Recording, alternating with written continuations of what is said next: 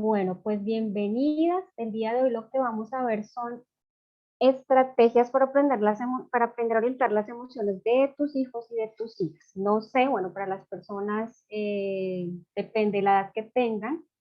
Surgen ciertos momentos a veces difíciles y complejos en la vida, ¿no? En el momento que, digamos, vamos por ejemplo, algo tan sencillo como levantarse de la cama, ir al colegio temprano, y a lo mejor justo en ese levantarse temprano pasan cosas, el niño o la niña no quiere levantarse ya, están deprisa, se está haciendo tarde para el cole, entonces ahí llega un momento como hiperactivación emocional de uno no saber qué hacer, en esa desesperación o a lo mejor en ese estrés a lo mejor se grita o se incurren de pronto a unas prácticas que en lugar de facilitar lo que hacen es que a lo mejor entre una lucha de poder, depende de la edad de los niños y las niñas a quien se dirija.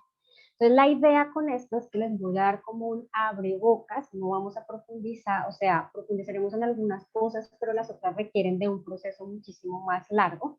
Sin embargo, hoy les voy a brindar estrategias específicas para que ustedes aprendan y sepan cómo orientar en aquellos momentos tan complejos que a veces se nos presentan en el día a día.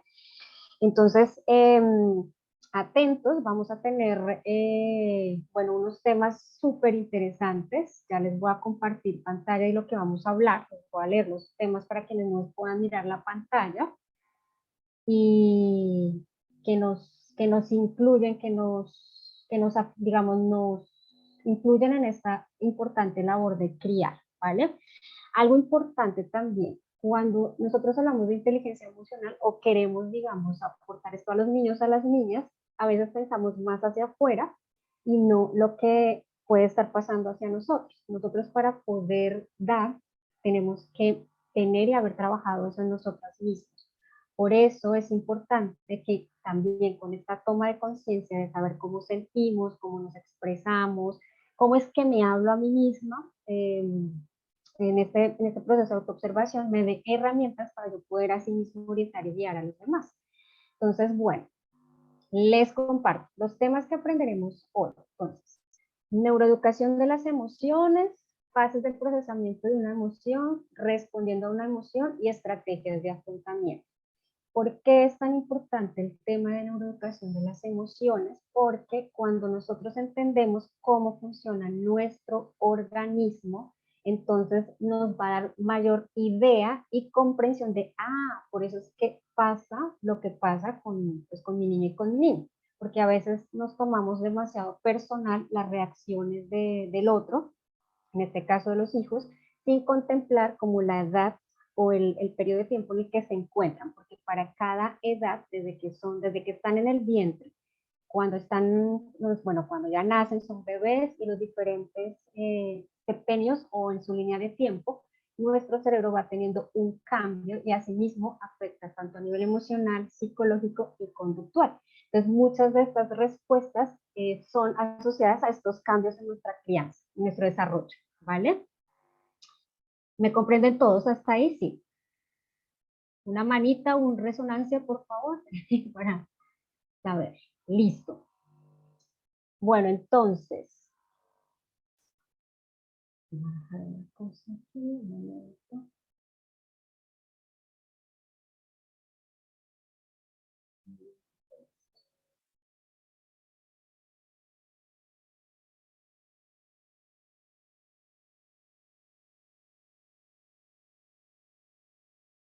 Bueno, aquí es vital y fundamental que nosotros conozcamos que en nuestro organismo como seres humanos, digamos que funcionamos bajo tres cerebros, digámoslo así, principales.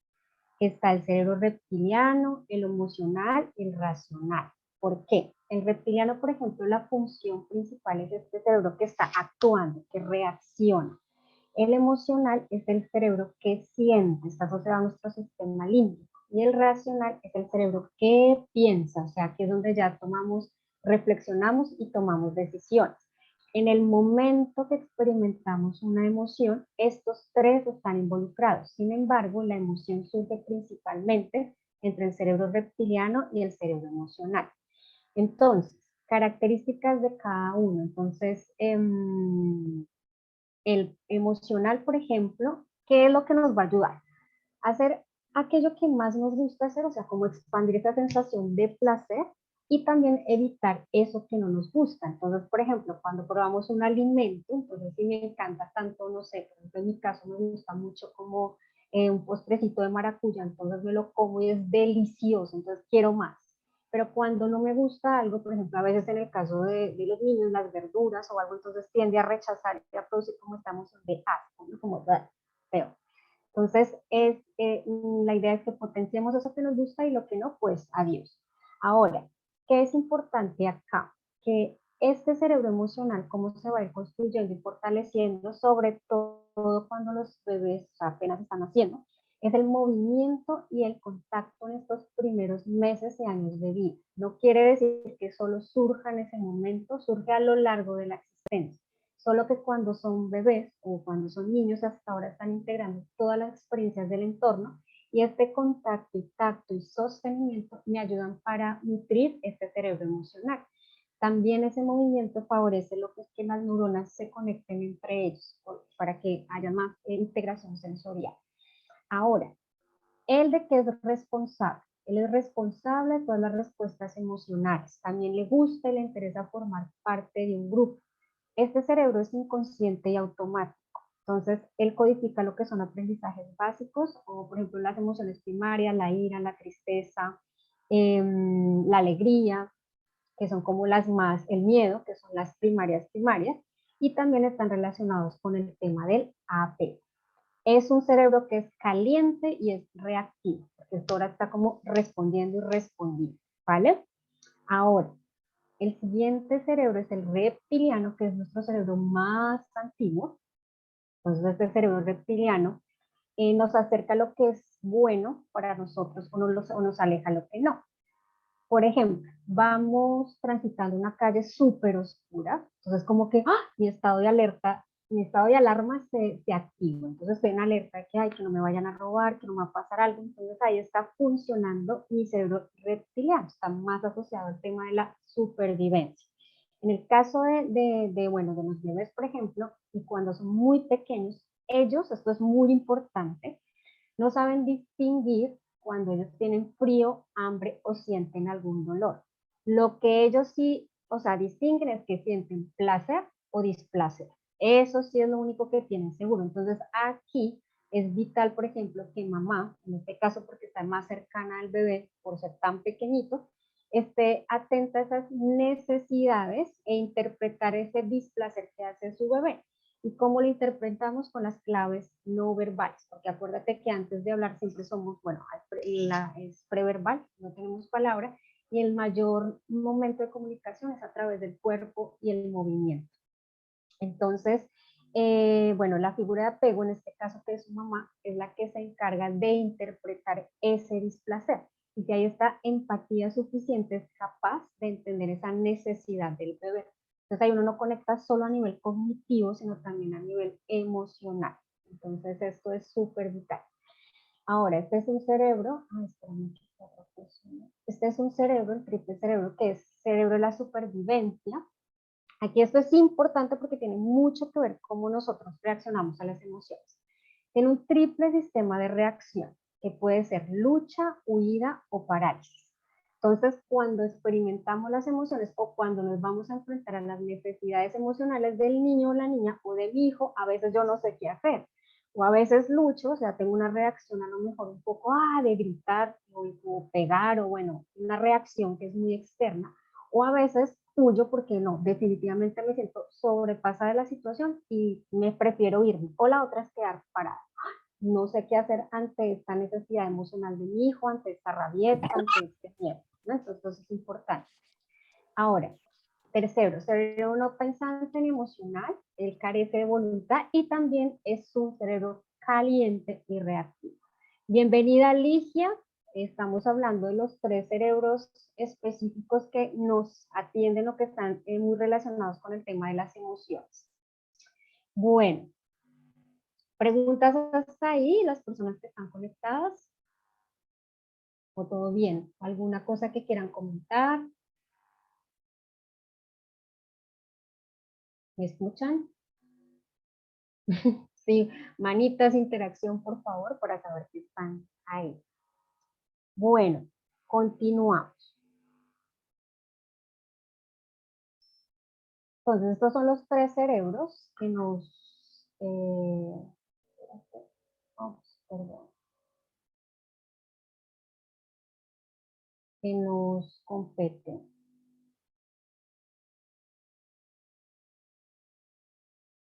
Bueno, no, perdona, el segundo, estamos en el tercero, es el cerebro racional. Todo bien por ahora, listo. Muchas gracias. Cualquier pregunta me la anotan mejor en el chat y la leo al final porque me puedo estar perdiendo. Lo que sí me gustaría es que por favor me pongan ahí las edades de sus hijos, hijas, y bueno, y si hay una persona que está también en estado de embarazo, también pueden ponerlo porque también incluye su propia reacción emocional ahí, ¿vale? Listo. Entonces, cerebro racional es el tercer cerebro, digámoslo así, de esta manera, en donde aquí es donde se gestionan las emociones y los impulsos. Acá se genera el proceso de autorregulación. Entonces, este se ubica en la corteza prefrontal, ¿sí? Bien. Y ahí aquí están el tema de las neuronas espejo, que son muy importantes para la sintonización emocional. ¿Qué quiere decir eso de sintonización emocional?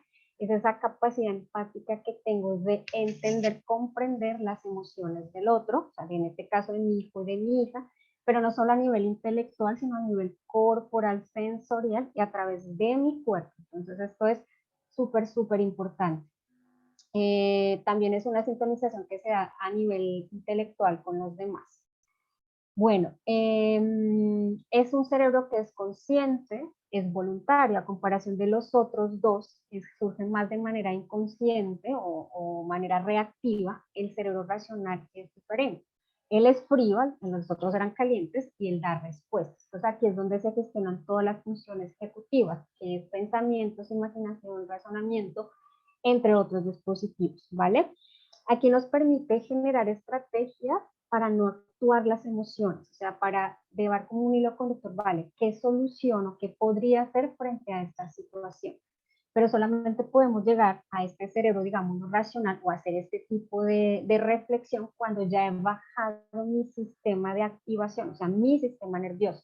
Mientras yo esté funcionando con mi cerebro reptiliano, con mi cerebro límbico, acuérdate que reptiliano, digámoslo así, supervivencia, límbico, emociones, y si estoy demasiado hiperactivo, hay algún término que se le llama secuestro de la amígdala, que es precisamente cuando estoy ahí y no puedo salir. Por ejemplo, no sé si han visto, digamos, una pelea de dos personas que se están dando golpes y se enganchan y parecieran que nunca salieran de ahí hasta que uno los separa.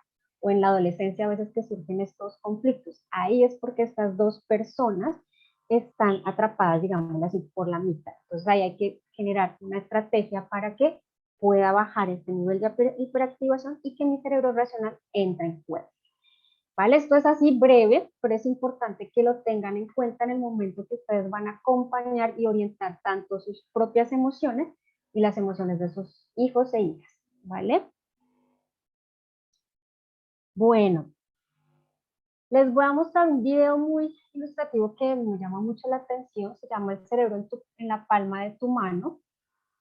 Para que, esto es por Daniel Siegel, pueden investigar también, es súper referente el tema de emociones, de cómo, espérenme un segundo, necesito compartir, voy a dejar de compartir un momento. Listo, ¿todo bien por ahora?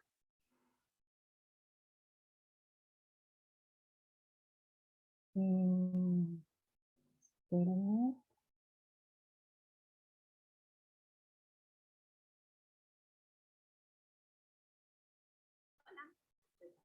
Bueno, vamos a hacer este. Compartir sonido.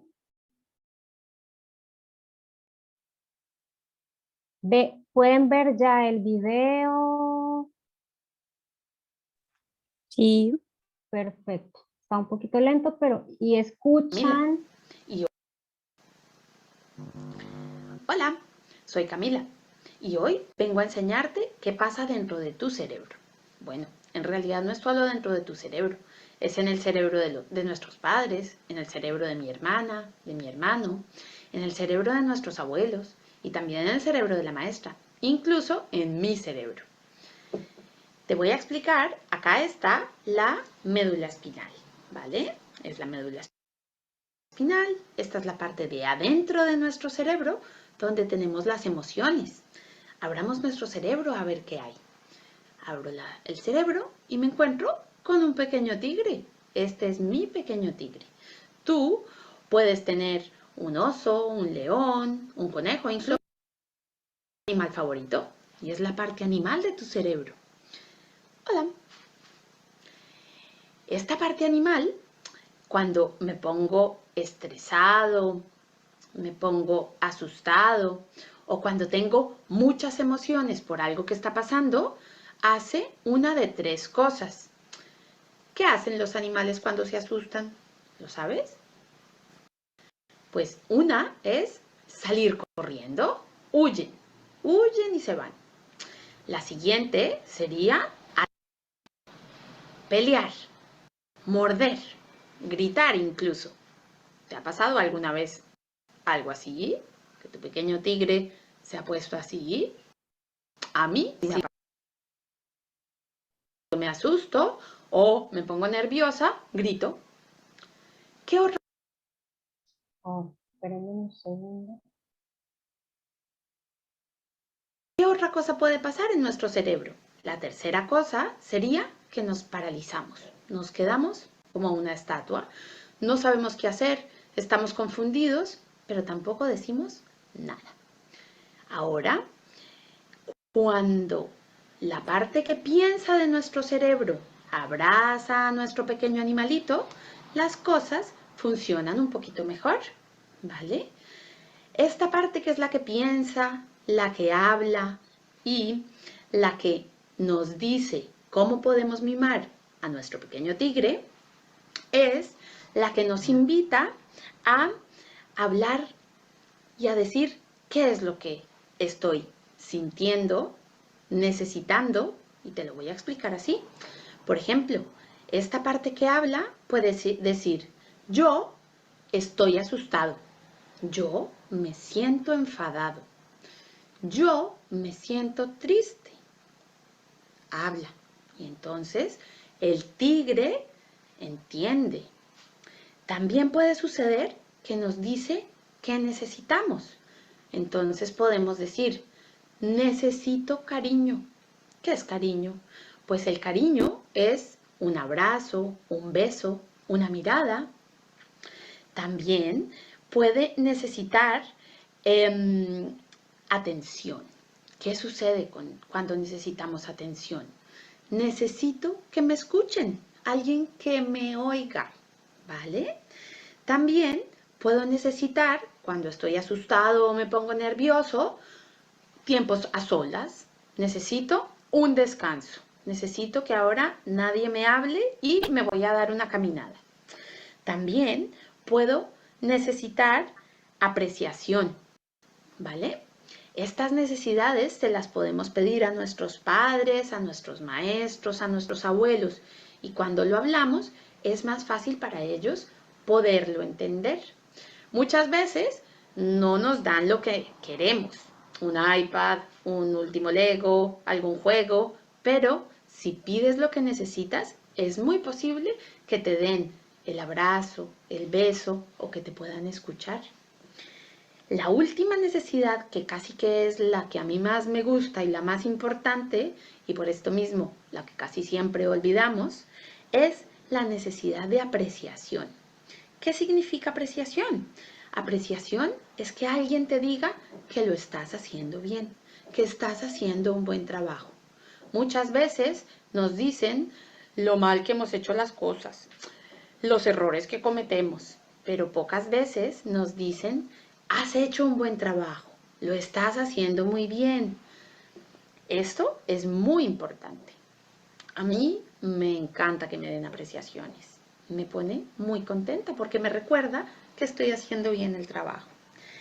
Esto de nombrar las emociones de nombrar los sentimientos y de nombrar lo que necesitamos a las personas que nos cuidan, hace que nuestro cerebro animal, nuestro pequeño tigre, se sienta mimado, se sienta amado, se sienta seguro y también se sienta tenido en cuenta, ¿vale? Ahora te invito a que hagas esto. Yo lo puedo hacer, tú lo puedes hacer y seguramente tus papis también lo pueden hacer. ¡Adiós! Bueno, ¿qué tal les pareció el video? ¿Alguien que me quisiera compartir?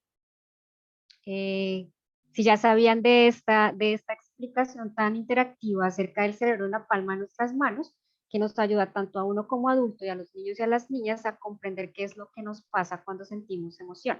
Por ejemplo, esto lo di en una vez en un cole con unos chicos adolescentes y era muy interesante lo que ellos planteaban, porque entonces ellos mismos explicaban, digamos, decían, ah, o sea, es decir, cuando yo estoy demasiado enfadado, mi cerebro está así abierto, es decir, está hiperactivado. Cambio cuando logro hacer respiraciones o cuando logro hacer algo que me ayude a bajar como esta excitación o esta rabia, entonces mi cerebro vuelve a ser de esta manera, que acá estaría un cerebro equilibrado.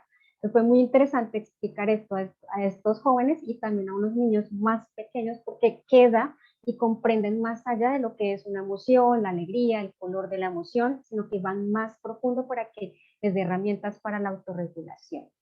Entonces, si quieren compartirme qué opinan del video, qué les gustó, no les gustó, lo comprendieron, ¿qué opinan ustedes ahí?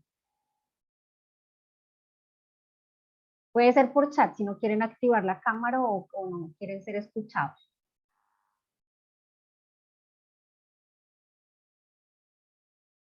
A ver,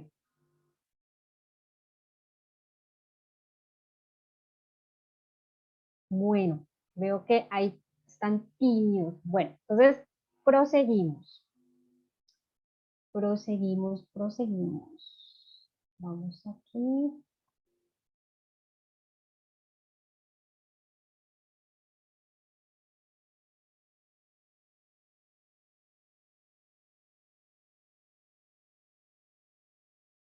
A ver,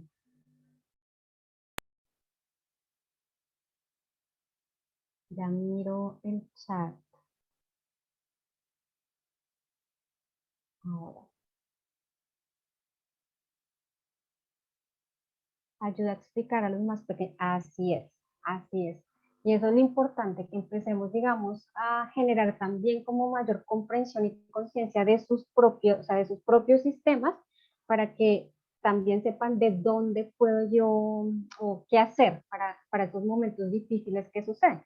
Y los pequeñitos a través del juego, como este video que mostré, o incluso, bueno, con esta historia, entonces les va a quedar mucho más. Entonces, cada vez que a lo mejor estén transitando un momento complejo, uno puede ayudarles a recordar, ah, ¿te acuerdas del cerebro en la palma de tu mano? Mira lo que pasó, tu animalito, el león o el animal que quieran poner, normalmente este sería, digamos, el reptiliano, el dinosaurio, digamos, reaccionó así porque te sentiste de esta manera, que ya más adelante les voy a dar algunos ejemplos de cómo valido la emoción y cómo nombro la emoción cuando el niño o la niña está experimentando algo, ¿vale?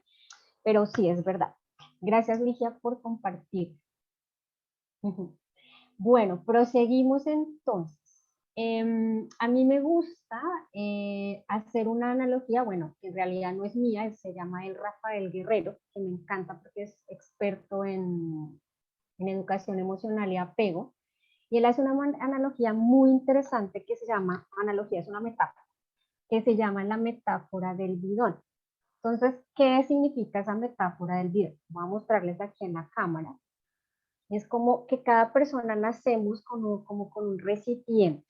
Entonces, este recipiente en el momento que nacemos está vacío. El bebé acaba de llegar al mundo, entonces está listo a recibir toda la interacción, información del ambiente.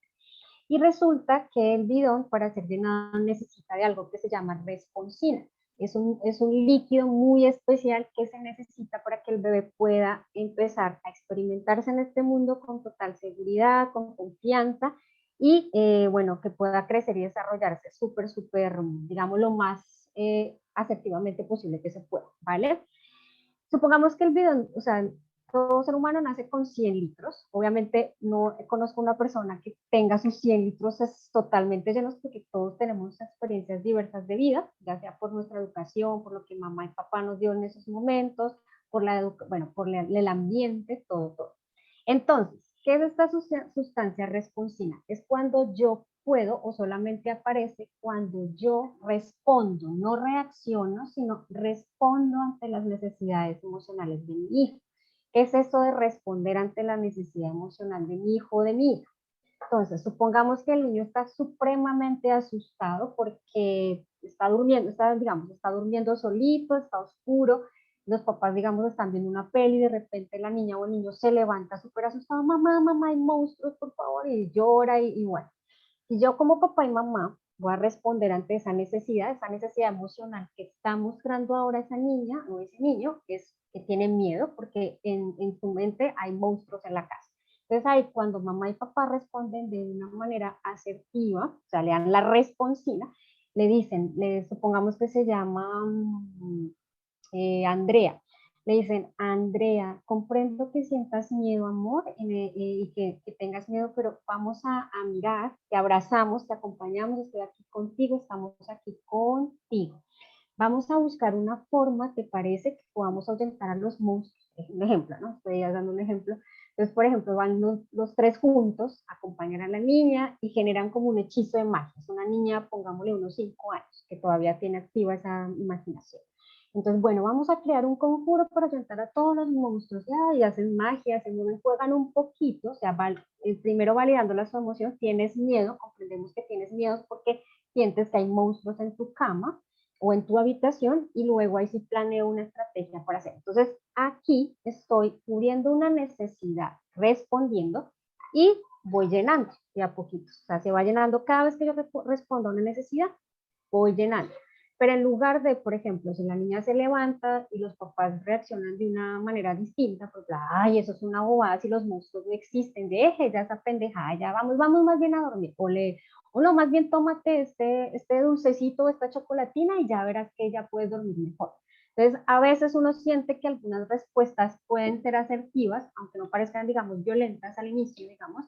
Sin embargo, en este segundo caso, no estoy respondiendo a la necesidad de la niña, porque uno, no le hice ver ni nombrar su emoción en ese instante, que era el miedo, y tampoco fue, o sea, como ayudarle a regular esa emoción. Entonces, esta metáfora me encanta, es por eso. Recuerden, o sea, siempre vamos a ser mamás, papás responsivos. No siempre vamos a ser perfectos porque mamá y papá perfectos no existen. Simplemente damos desde que tenemos, desde lo que tenemos y lo que hemos aprendido. Hoy en día hay muchísimas más técnicas, herramientas y demás, por lo cual podemos ser más responsivos que reactivos. Esto es muy importante que lo tengan en cuenta, ¿vale? Entonces, bueno, está la metáfora del bidón, que también funciona en nosotros mismos, por lo menos. Yo hablo así a través de los niños, pero también estoy hablando de nosotros mismos, de nosotras mismas. Bueno, ahora, ¿qué son las emociones? Entonces, las emociones son reacciones rápidas, duran segundos, es una energía en movimiento que siempre se va a sentir en el cuerpo. ¿Qué pasa con la emoción? Es una respuesta ante una experiencia interna o externa. Liberan lo que son sustancias químicas que van a todo el cuerpo. Por eso hay estas sensaciones de malestar o bienestar.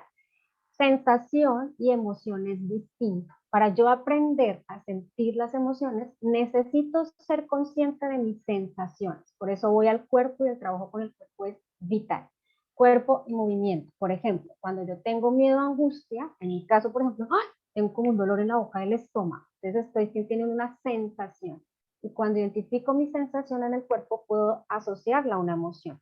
O cuando estamos con ira, por ejemplo, uy, me dio tanto rollo que no sé, que tengo como se me subió el calor a la cabeza, uy, estoy roja, estoy sensación, calor en la cabeza, como, siento calor. Entonces la asocio pues, con la emoción de la rabia. Entonces, cada ser humano, obviamente, tiene sensaciones distintas o similares. Hay sensaciones que en general se sienten igual para todo el mundo, pero de acuerdo a mi historia de vida, el ambiente, la cultura, van a ser distintos. Mi genética van a presentarse sensaciones distintas. Esto es súper importante. Ahora, las emociones son automáticas, inconscientes e involuntarias. para que lo tengan en cuenta. Se diferencian también de los sentimientos. Ellas no son ni buenas ni malas, no podemos catalogar emociones, es que llorar está mal, reírse demasiado también, o está bueno, mejor que estés bien, porque mejor la alegría porque es una emoción buena, no. Ellas, como digo yo, son grandes maestras y las asocio con nuestros niños y niñas internas. Entonces acá yo te hago una pregunta a ti, mamá o papá.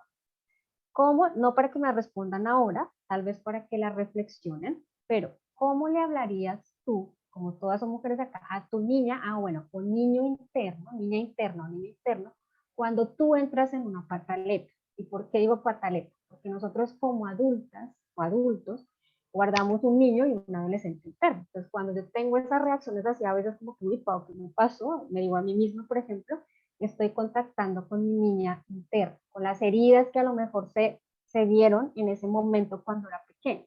Y como adultos tendemos a repetir. Como tú te hablas a ti misma, a ti mismo, ante una equivocación, ante una frustración, es como la tendencia es que nosotros le hablemos así a nuestros hijos y a nuestras hijas o a los niños que nosotros atendemos en caso de maestro.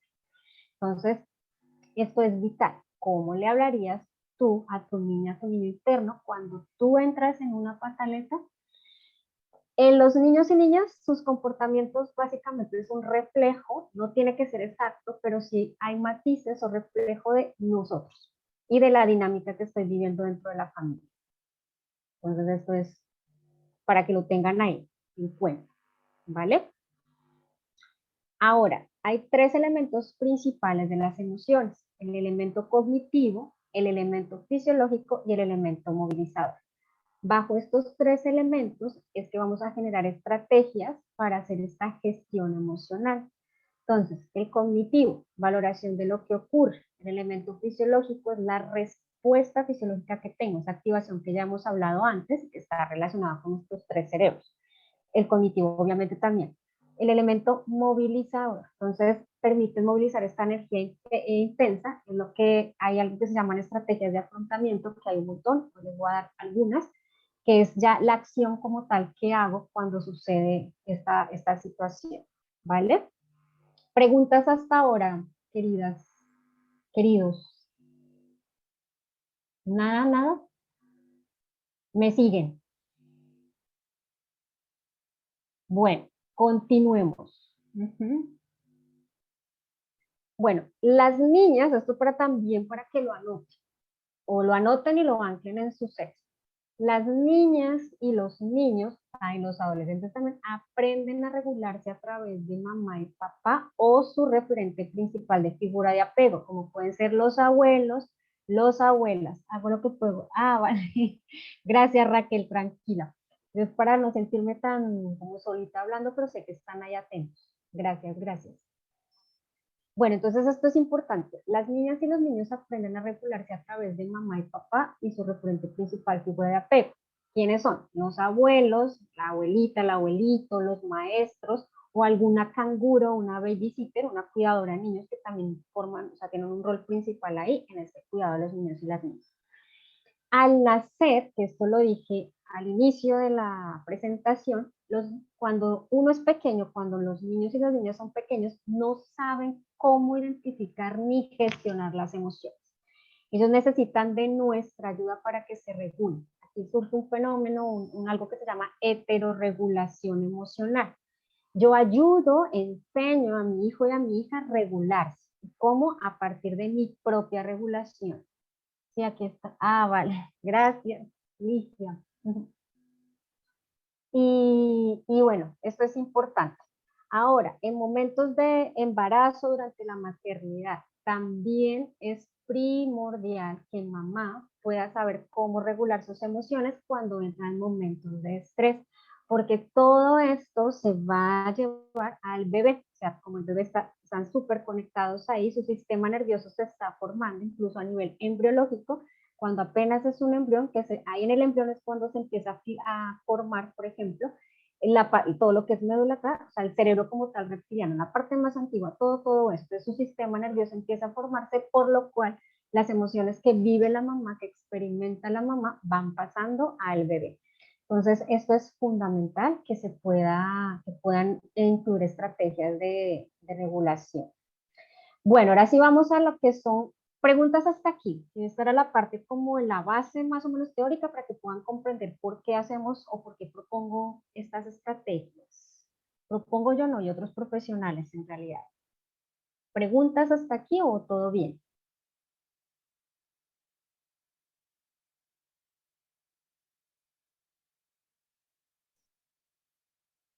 Bueno, continúo entonces.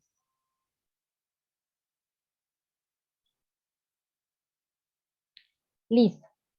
Entonces, lo que les decía al inicio, los adultos, esto es una frase de Jane Menzel, los adultos tenemos mucho que ver en los problemas de conducta de los niños. No es cuestión de culpabilidad, sino de responsabilidad. Es muy diferente esta culpabilidad-responsabilidad. La idea es que funcionemos todos con responsabilidad. ¿Que la vamos a embarrar? Sí, o sea, que nos vamos a equivocar, sí. Pero aquí, cuando me equivoco, ¿qué puedo hacer cuando me equivoqué? Acá esto lo recalco mucho, es reparar, reparar, reparar. A las familias que me preguntan, bueno, Paola, pero ¿eso qué es de reparar? Es, vale, bueno, ya sé que esto que hice no funcionó, entonces ahora como mamá y papá, ¿cómo lo podría hacer mejor? Es cuestión de decisión, entonces, y es hacerme responsable de mis propios actos. Entonces, esto es súper. La primera estrategia de gestión emocional es hacerse cargo del mundo emocional de tus hijos. Esto en los primeros años de vida, porque es lo que ellos van a recibir para ya en cierto punto, cuando estén llegando a su adultez, ya ellos se hacen cargo de sí mismos. No nos hacemos cargo de ellos, o sea, de sus emociones toda la vida, ¿no? Pero sí en sus primeros años de vida. Entonces, es lo que le venía explicando atrás. Segundo, hay muchas, pero les voy a compartir las más. Estas que saqué, las que les estoy compartiendo ahora, es una combinación de las de Rafael Guerrero, que les recomiendo si quieren profundizar en el tema, que es lo que estamos viendo, de educación emocional y apego. Entonces, me basé de eso. Ahora, segundo, legitimar las emociones, pensamientos y deseos de tus hijos. Permitir que las tengan. Yo he de aceptar ese mundo emocional. A veces para uno de papá le parece algo ridículo ciertas cosas que para el niño puede ser muy importante, pero ahí cuando uno como que le parece así, entonces ahí no logra uno conectar. Por ejemplo, en este ejemplo, entonces digamos, Mateo tiene 5 años, él está en este momento súper entretenido jugando en el parque, está con sus amigos, ya lleva casi 2 horas, pero la mamá justamente va a ir, le va a decir, bueno, Mateo, mira, ya es hora de irnos, pues va a ir, o sea, le informa que ya está tarde y vamos a ir. Entonces Mateo como que entra en un estado como de enfado, le da rabia y le suplica que más tiempo, ay, por favor, mamá, más tiempo. No sé si a ustedes les han pasado con sus niños, ya sea jugando con otras cosas, como, ay, quiero seguir haciendo. Entonces, ahí la cuestión es, antes de yo nivelarme con esa reacción de enfado del niño o la niña, que evidentemente, digamos, sucede, que esto también es súper importante, que eso ya lo profundizaremos en otro momento, pero cuando hay una rabieta, cuando hay estos estallidos emocionales, hay esta sincronización emocional que tiene que ver con neuronas espejo. Entonces, el niño enfadado, entonces si tú entras, sincronizas obviamente al inicio con esas neuronas espejo, pero si yo como mamá y papá no me regulo, entonces me engancho en la emoción de él en lugar de que el niño se regule a través de mí. Entonces acá, por ejemplo, bueno, ahí me fui un poquito más de lo que estaba explicando, pero eso sucede. Entonces, aquí su mamá se muestra empática y comprende, acá la cuestión es comprender que su hijo está rabioso, entender por qué, porque quiere seguir jugando, la está pasando súper bien y no se quiere ir, así de sencillo. Entonces, de todos modos, acá pueden suceder dos cosas, que la mamá no mantenga el límite, eso es otro tema, pero acá tiene que ver con cuestiones de límite. Ay, no, me da pesar ver a mi hijo así llorando, ay, no, ¿qué tal se enfade mi hijo? No quiero que mi hijo se enfade conmigo, mi hija se enfade conmigo, no. Mantengo el límite, pero valido su emoción. Amor, sé que estás enfermo, estás enfadado, pero ya es momento de irnos, nos vamos acá. Así el niño esté llorando, bla, bla, bla, pero el niño siente este sostenimiento. Diferente decía, por ejemplo, a reaccionar como, ay, si te sigues portando así de mal, te voy a dejar de querer. O, ay, si no vienes ya aquí, si no sales, dejas de jugar con tus amiguitos, entonces no te dejo ver la patrulla canina, por ejemplo. Entonces, no sé ustedes si les ha pasado con sus hijos e hijas, imagino que han tenido momentos así, tanto los pequeños como los más grandes. Obviamente la respuesta que yo tenga como mamá y papá, pues va en función de la edad del niño y las necesidades que tengan esa edad. Bueno, la tercera, no racionalizar las emociones. ¿Cómo así que no racionalizar las emociones? Entonces, por ejemplo, uno cree que a lo mejor si le da una explicación racional puede tranquilizar y regular. Esto hasta nos pasa a nosotros como adultos. Entonces, por ejemplo, Juliana es una niña de 5 años, está con su papito caminando por el parque y de repente viene un perrito hermoso para el adulto, para el papá juguetón, se le lanza y quiere jugar, pero Juliana se agarra muy fuerte a su papá, empieza a gritar, empieza a llorar y su papá en lugar de pronto de abrazar esa emoción le está diciendo, ay, Juliana, amor, pero no entiendo por qué te puede dar tanto miedo un perrito así, tan bonito y juguetón. Entonces ahí, por ejemplo, yo ya estoy poniendo racionalización a esa emoción, ¿no? Entonces, ahí no le estoy acompañando. Entonces, yo no racionalizo las emociones ni le doy explicación lógica. Primero tengo que dejar que sienta y ayudarle a reconocer, hablando. Entonces, o sea, le explico de forma narrativa, que ahorita vamos a ver un ejemplo así rápido, bueno, un ejemplo breve cómo hacerlo. Si ustedes quieren poner un ejemplo cotidiano también de su vida para que podamos saber cómo ha respondido, sería fantástico. Bueno, la otra, fomentar la espera y permitir el aburrimiento. ¿Qué es eso? Hoy en día con esta sociedad tan, de tanta agitación, de tanto estrés, de tanto automatismo, queremos estar ocupados todo el tiempo. Sobre todo con este tema de los móviles, las pantallas, o sea, está bien un uso, pero un uso adecuado. Pero ahorita estamos tanto adultos como niños, estamos, incluyo porque a veces caigo en eso.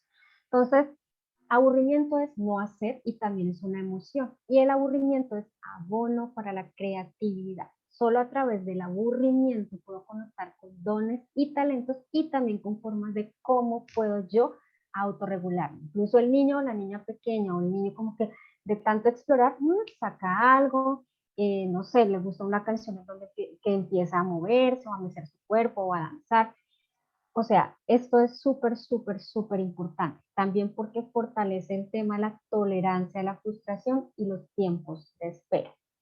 Ahora, la frustración, una de las primeras frustraciones que vive una persona en su vida es el bebé. O sea, el bebé es cuando lo separan de su pecho, porque el pecho de la madre es una fuente de placer y de conexión magnífica para el bebé. Entonces, cuando hay la separación ahí, entonces hay como esta frustración. Entonces, ahí hay que empezar como ayudarles a que ellos también puedan ayudarse a gestionar, ¿vale? El otro es el juego. Y jugar no significa que yo le doy un juguete y que juegue solo. Ah, sí, y lo miro. No. Cuando yo voy a jugar con mis hijos y mis hijas, me involucro, sea la edad que sea. Entonces pueden ser los pequeñitos que están más ahorita en su tema más de fantasía, que es como para conectar, o puede ser, por ejemplo, en el caso de Raquel, 9 años, jugar desde, o sea, obviamente desde su edad, pero me involucro en el juego con ellos. No es que le dejo el juguete, lo miro, ah, sí, allá está, no. Este involucrarme con el juego me da mucho poder, o sea, muchos momentos de conexión y también de comunicación. También me ayuda a conocer a mi hijo y a mi hija, porque acá surge todo un tema de juego simbólico y no verbal, que me habla mucho. Puedo conocer sus intereses, puedo identificar sus habilidades, sus dones. Entonces, y el jugar, por ejemplo, a los más pequeños, sobre todo con tabletas, con móviles, no es recomendable, porque no favorecen esta regulación emocional. Y esto hay estudios, o sea, sé que de manera equilibrada puede ser, pero los primeros años, incluso así grandes, no es recomendable. Porque, claro, estamos frente a la pantalla, tiene muchísimos estímulos, como que uno quiere seguir y seguir y seguir los colores, los sonidos. Y una vez, por ejemplo, iba en un autobús, era un niño, una niña más o menos de 5 años, eran dos papá y mamá, ella estaba en el cochecito y resulta que el niño estaba en el móvil, entonces estaba súper enganchado en el celular, teléfono celular, estaba enganchado y tenían ya que bajarse pronto, como unas 2 paradas atrás, la mamá empezó como a hacer el proceso de quitar el aparato, fue desastroso para el niño, o sea, fue como llorando terriblemente, o sea, le dio una pataleta, pero también tenía irritación. Entonces, la única forma para calmarse en ese momento que vi en el bus era que le daba el móvil. El niño le daban el móvil y inmediatamente se calmaba y se lo quitaban y no. Entonces, esto es demasiado, o sea, de mucha responsabilidad, la verdad, porque no ayuda a la autorregulación. Y es lo que pasa muchas veces hoy en día. Ay, no, el niño está llorando, no, póngale fulanito, así sea uno educativo, no importa. pero no le estoy ayudando con eso. Entonces, esto es súper importante, porque acá no hay tiempos de espera. Cuando uno jugaba, por ejemplo, en mi época, o la de ustedes también, no sé, no jugábamos tanto con pantallas o con cosas. Yo jugaba, por ejemplo, a las escondidas, jugaba, no sé, a los cogidos, a los policías y ladrones, jugaba muchas cosas. Entonces, por ejemplo, en policías y ladrones, cuando cogían al otro, teníamos que esperar a que cogieran a toda la pandilla y estaba como, vale, espero hasta que sea otra cuestión. Entonces, creen juegos ustedes. Los niños y niñas son tan creativos que nos enseñan todo el tiempo y nos enseñan juegos, porque a los niños, por ejemplo, que les hago danza creativa también, o sea, cada vez aprendo como de ellos y yo, wow, o sea, es como me van a un mundo, ¿vale? Me llevan a un mundo diferente y me dan otras oportunidades para conectar. Bueno, nombrar para dominar, eso es súper vital. Decirle el nombre de la emoción que estás sintiendo. Entonces, cuando yo nombro la emoción, ayuda a que se baje el nivel de activación, porque cuando la nombro estoy también trabajando con el cerebro racional del niño. Entonces, por ejemplo, en este ejemplo, digamos, un niño de 5 años está con su mamá, desea jugar con su hermano mayor. Sin embargo, él está jugando con otro amiguito y no le dejan jugar, que simplemente piensan que Pedro es muy pequeño para jugar. Entonces el niño se pone súper triste porque no lo dejaron jugar. Entonces ahí es la sabiduría interna de cada mamá o papá. Entonces, por ejemplo, la primera cosa que tiene que hacer es llamar a su hijo de manera cariñosa y por su nombre. Entonces, en mi caso, por ejemplo, Pedro, amor, esto que estás sintiendo se llama tristeza. Segundo, esto es nombrar la emoción. Tercero, normalizar la emoción. Eso se llama tristeza y es normal que te sientas así. Aquí puedes añadirle algo más como una experiencia propia. A mí cuando era chiquita me pasó para que haya como esta empatización y esta comprensión. Y cuarto, hay que explicar el por qué se siente así. Entonces te sientes triste, es normal que te sientas así porque tienes muchísimas ganas de jugar con tu hermano y su amigo y no te dejaron, amor. Entonces, esto es una forma de decir, de validar, de nombrar y de ayudarle a entender qué es lo que pasa, ¿vale? ¿Preguntas? O no, bueno, o continúo, o algún comentario que quieran hacer. Bueno, otra cuestión, ante una emoción intensa, cuando llamo hipoactivar, es que quiere decir bajar el nivel de excitación de la amígdala, lo que hablamos al inicio. Entonces, hemos de buscar herramientas o acciones que permitan bajar ese nivel de activación. Hay algo que se llaman estrategias de afrontamiento, que ahora les digo rápidamente, bueno, en breve qué es, ¿vale? Otra cosa, lenguaje no verbal. Siempre está el lenguaje no verbal y las claves no verbales. Eso sería para otro tema. Sin embargo, cuando yo voy a hablarle a mi niño o a mi niña, siempre debo estar en la misma altura de ellos, o sea, los ojos. Mira, no ni muy abajo y tampoco como un tema de superioridad. ¿Por qué? Porque cuando yo conecto de una manera más horizontal que vertical, esto permite empatizar con ellos, que sean vistos y comprendidos que son elementos principales de un apego seguro. Cuando esta actitud se transmite, o sea, cuando yo tengo esta actitud se transmite seguridad y hay una ausencia de amenaza. Cuando ocurre esto es para todas las edades, entonces permito que mi niño, mi hijo o mi hija, se exprese con facilidad, no reprimo. En el adolescente, ¿qué sucede? Por ejemplo, en los niños más grandes, entonces acá pues estas técnicas, bueno, digamos no la voy a bajar porque ya a veces son más altos que nosotros, pero acá lo importante es que puedan dejar espacio, o sea, respeto su momento, dejo espacio, pero refuerzo mi presencia, o sea, le doy ese espacio y ese tiempo para que él se regule, pero él sabe o ella sabe que estoy presente, entonces una forma, un acto, dejo mi puerta abierta para cuando él se sienta listo a hablar o también lo verbalizo. Sé que te sientes muy enfadado ahora y quiero que sepas que estoy aquí para apoyarte, para sostenerte. Es un ejemplo, ¿no? Para apoyarte, para sostenerte, aún, esto es importante, aún si no me encuentro de acuerdo con lo que hizo, porque a veces condicionamos nuestro amor, depende a lo que hace o lo que hizo. Entonces, se portó mal, no, ya no lo quiero, un hijo es desagradecido, una hija no sé qué, bla, bla, no. Aquí es pese a que te equivocaste, hijo, hija, estoy aquí para apoyarte, aunque no me gustó que hubieras respondido de esa manera, etcétera, etcétera. Te amo y cuando te sientas podemos hablar, bueno, lo que surja del corazón, ¿vale? Esto es súper vital. Bueno, la otra, causalidad. Esto es que significa que las emociones que experimentamos nos pertenecen, aunque el detonante haya sido un ente externo. ¿Y por qué? Por ejemplo, a veces en los niños pequeños, digamos, o uno se pegó con la mesa. Entonces uno a veces tiende a decir, no sé, pero en Colombia pasaba un poco, era como, ay, mesa tonta, mesa fea, no te quiero mesa, ¿sabes? Estoy dejando como la responsabilidad de mi sensación y emoción a la mesa. Resulta que no, yo fui la que a lo mejor caminé mal y me pegué con la mesa. O en los más grandes, por ejemplo. Entonces, Adriana, una niña de 14 años, ha suspendido el examen de matemáticas. Entonces está súper enfadada y le dice a su madre, ay, eso es culpa de la maestra por haber dejado muy poco tiempo en un examen tan largo. Entonces, aquí hay que mirar. Entonces, acá en este ejemplo específico, por ejemplo, hay un hecho y es que Adriana estudió para el examen tan solo 2 días antes. Entonces, como mamá y papá, yo podría decirle, comprendo para fortalecer este locus de control y incentivar su responsabilidad.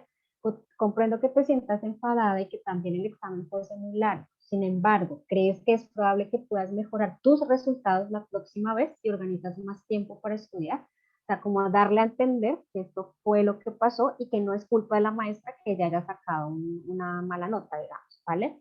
Lo mismo como el de la mesa. No es culpa de la mesa que el niño haya sentido dolor por su golpe, ¿vale?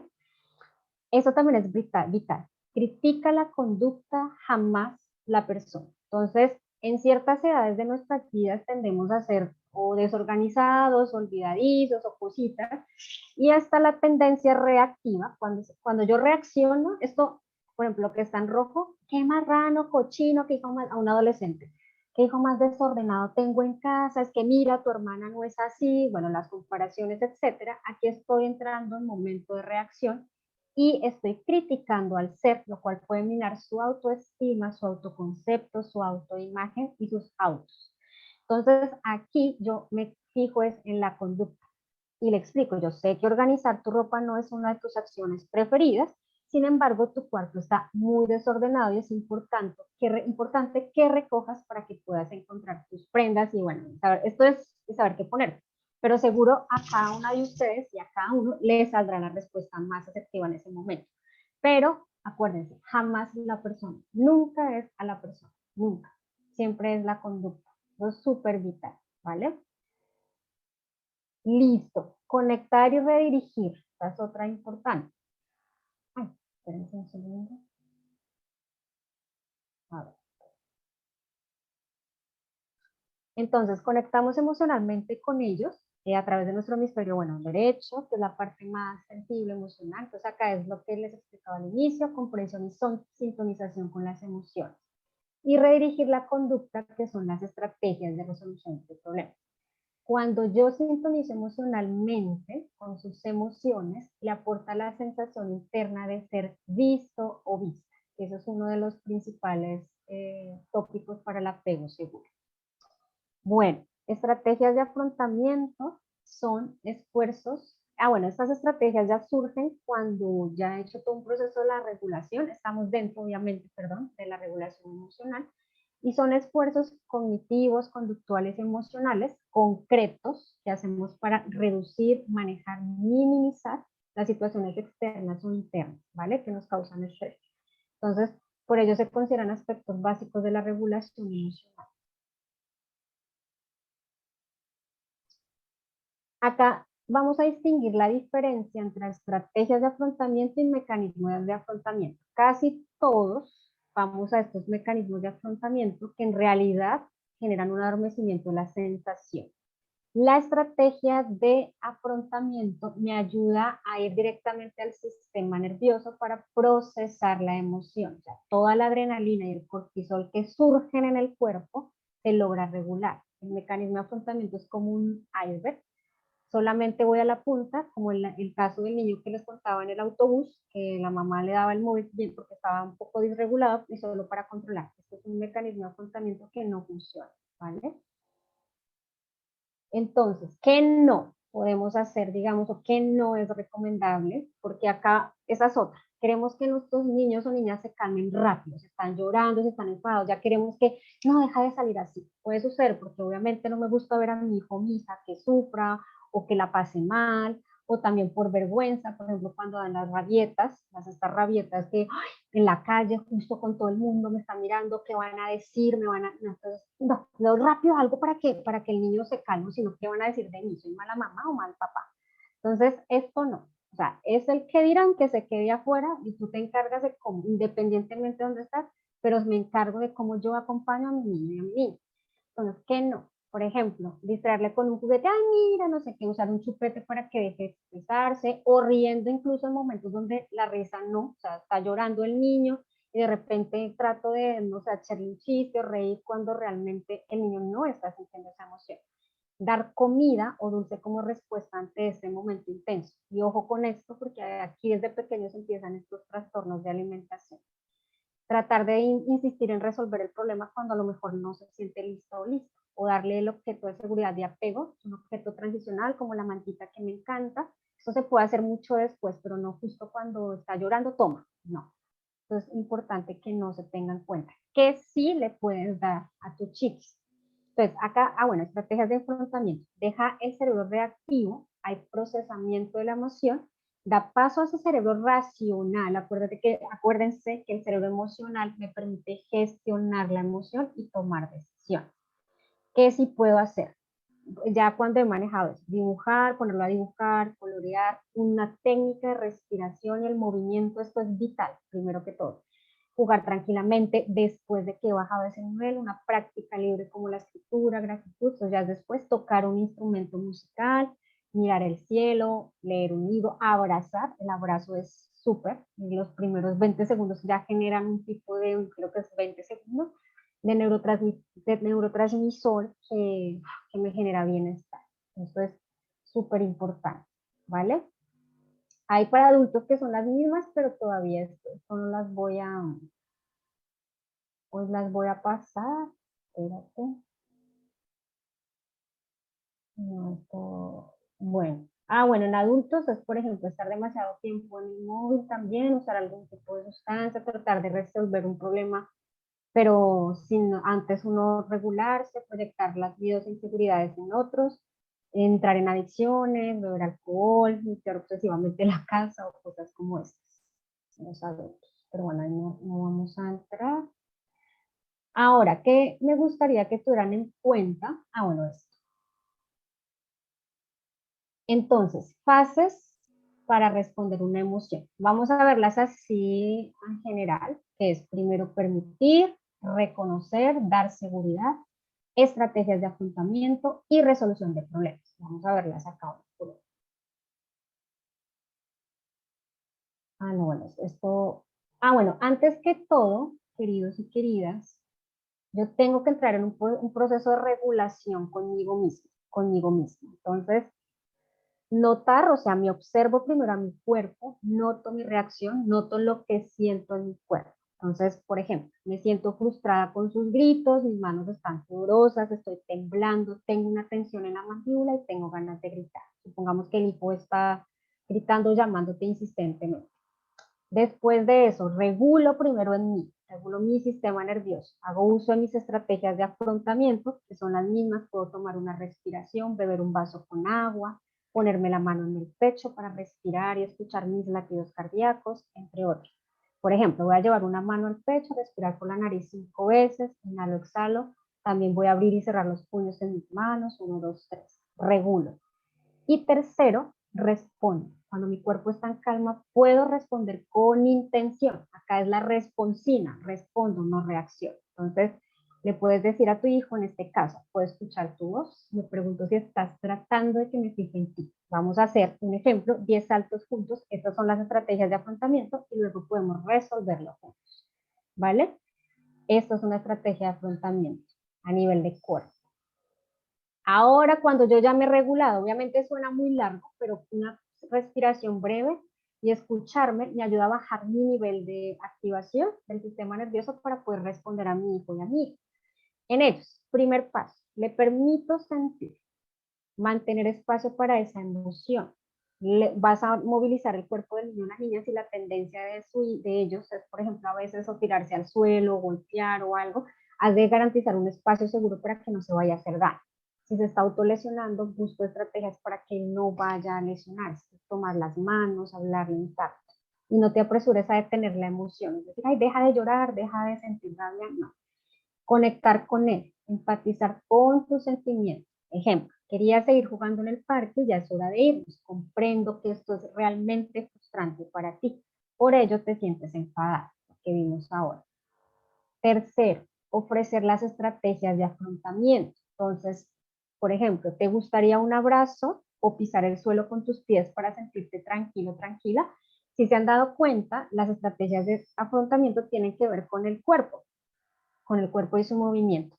Y antes, en el ejemplo del abrazo, hay que preguntar, porque a veces los niños en plena rabieta o en plena tristeza no quieren ser abrazados ni tocados. Entonces depende de la edad y la reacción que tenga, le dejo, pero garantizo la presencia de ellos, ¿vale? Si ellos no están listos pues, para hacer estas acciones, me devuelvo al paso 1. Entonces, no insisto, me devuelvo para otra vez hacer el proceso, ¿vale? Ya cuando todo ha pasado, la resolución del problema. Entonces, esta fase solamente viene cuando mamá, papá y el niño o la niña están tranquilos. Entonces, acá, dependiendo la edad del niño, dice, invítale a resolver contigo. Si es más grande, vemos que Mar está usando el cuento que deseas mirar. ¿Qué se te ocurre podríamos hacer? Si es un bebé, entonces simplemente, bueno, lo arropas, le das otro tipo o sea, bueno, surtes la necesidad que requieren en el instante.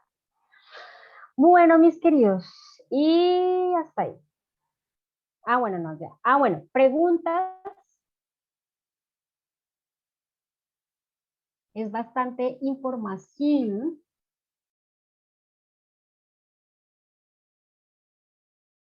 Bueno, preguntas, preguntas.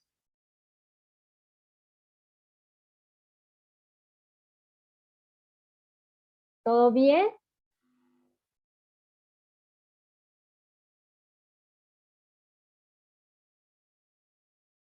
Listo. Ya estamos siendo a la finalización del mismo, pero antes me gustaría, bueno, preguntar. Sí, aquí estamos. Si les resuena, les ha pasado, han aplicado ya estrategias de esos.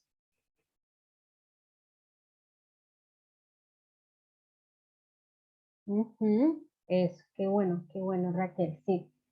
Esto es un pincelazo así porque estos temas es de ir a profundidad. Ligia, María, pero, bueno, sí, bueno. Entonces, acá la cuestión es que esto que les dije igual o sea, que bueno, se sientan identificados también y que agarren lo que, o sea, lo que puedan, digamos, ir aplicando en su cotidianidad y en su día a día, ¿vale? Entonces, preguntas hasta ahí, ¿quieren hacer una pregunta puntual ahora antes de continuar con la última parte? Lo que les voy a decir.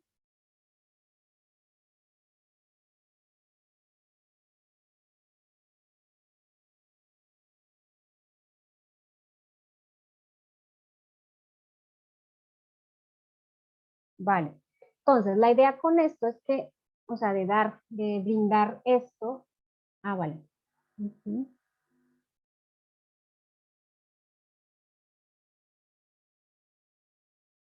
A ver. Bueno, entonces en esta parte de hoy lunes era más como más hacia nivel teórico, digamos, y bueno, de ejemplos también para mirar cómo se asocian en sus cotidianidades y para que tengan como esta base de saber cómo hacerlo, o sea, cuando se enfrenten al día a día, cómo hacer. En la del jueves es súper interesante porque en la del jueves vamos a trabajar temas de cuerpo y movilidad. Entonces ahí voy a dar otras estrategias de regulación emocional de ustedes, o sea, ya más concretas, incluso una sesión donde ustedes puedan moverse, o sea, identificar, observar qué es lo que pasa con ustedes. Acuérdense que no podemos dar lo que no tenemos y primero el trabajo empieza en mí como mamá y papá para poder ir brindando. Obviamente ustedes ya están todos los días con sus niños y sus niñas, pero ya que se lleven esto es importante. Entonces, mm, mm, en realidad, o sea, esto es como el abrebocas que quería mostrarles a ustedes de la parte de estrategias de orientación de emociones a los hijos y a las hijas. Bueno, yo les había dicho que les tenía un regalo en la master. Sí, bueno, bienvenida. Yo también feliz estás. para poder mirar y que experimenten de esta manera. Bueno, yo les había dicho que tenía un regalo después de la masterclass. Yo justamente ahora estoy abriendo 6 cupos para hacer un acompañamiento, una mentoría en gestión emocional y más de gestión emocional en crianza en familia. La cuestión es que antes de, para las personas que se sientan interesadas, tengo 3, pero para una sesión diagnóstica gratuita para saber en qué momento están de su existencia y saber desde dónde comenzar a trabajar. También permitirles explicar manera y formas de trabajo. Entonces, hay un método que yo utilizo que se llama, bueno, varios métodos, pero uno de ellos que utilizaríamos es el de paternidad efectiva, que es excelente que las personas, ustedes las que están acá, si se sienten interesadas, ya pongo el número de teléfono, me envían por favor el mensaje y agendan esa sesión diagnóstica gratuita para saber cuál es su necesidad específica, porque acá hablamos en general de lo que sucede, pero entonces me gustaría de pronto en momentos más concretos qué es lo que pasa para que la asesoría sea mucho más orientada y focalizada a su necesidad real. Entonces, esto es súper porque, bueno, ahí también les voy a compartir algunas estrategias, cosas y por supuesto les voy a hablar de lo que haríamos, ¿vale? Entonces, si están interesados, voy a compartir el número para los que no lo tengan. 651-602, bueno, listo.